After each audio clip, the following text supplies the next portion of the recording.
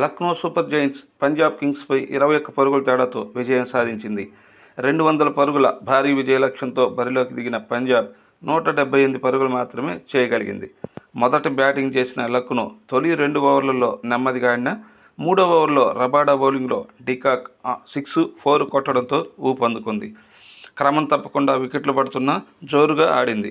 4వ ఓవర్లో కేఎల్ రాహుల్ 6, 4 కొట్టి 15 పరుగులు చేసి అవుట్ అయ్యాడు.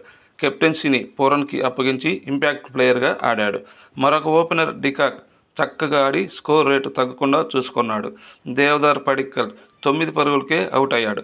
పవర్ ప్లే 6 ఓవర్లు ముగిసేసరికి లక్నో 2 వికెట్లకి 64 పరుగులు చేసింది.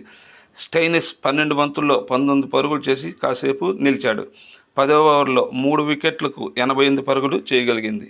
డికాక్కి పూరన్ తోడవడంతో స్కోర్ 13 ఓవర్లకి 3 వికెట్లకి 125గా చేరింది.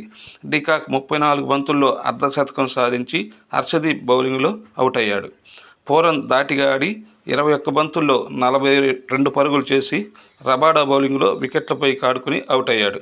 ఈ క్రమంలో కృణాల్ పాండ్యా వేగంగా ఆడి కేవలం 22 బంతుల్లో 43 పరుగులు చేయడంతో లక్నో 20 ఓవర్లలో 8 వికెట్లకి 199 పరుగులు చేయగలిగింది.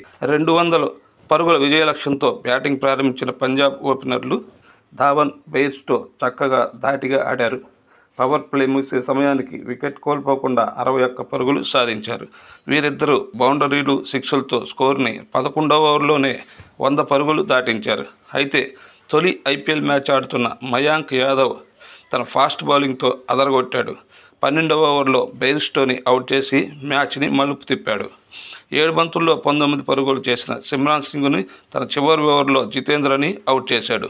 తన తొలి ఐపీఎల్ ఆడుతున్న మయాంక్ 145 కిలోమీటర్ల వేగంతో నిలకడగా బంతులు వేశాడు. ఒక దశలో 158.8 కిలోమీటర్ల వేగం అందుకొని ఐపీఎల్ రికార్డు సాధించాడు. పంజాబ్కు చివరి 4 ఓవర్లలో 60 పరుగులు కావాలి. శిఖర్ లివింగ్స్టోన్ క్రీజులో ఉండటంతో సాధ్యమే అనిపించింది. కానీ శిఖర్ శామ్ కరన్ అవుట్ అవడంతో స్కోర్ వేగం తగ్గిపోయింది.